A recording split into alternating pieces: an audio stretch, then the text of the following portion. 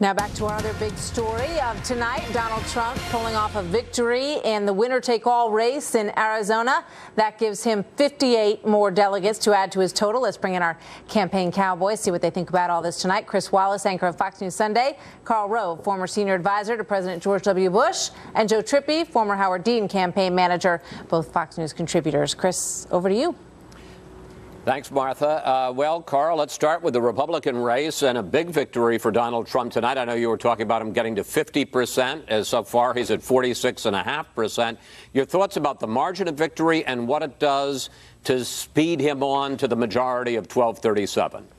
Well, we're at 46.5 now, but remember, all we're looking at this point is the early vote, and not even from all over the state. So the question, and take a look at the total, 22% are voting for somebody who's not in the contest any longer, Marco Rubio, you name it. So what's going to be interesting to see is when we start getting in, particularly Maricopa County, which is, a huge chunk of the state's votes, Phoenix and the surrounding suburbs, what happened to those people who, in the early voting, voted for somebody else?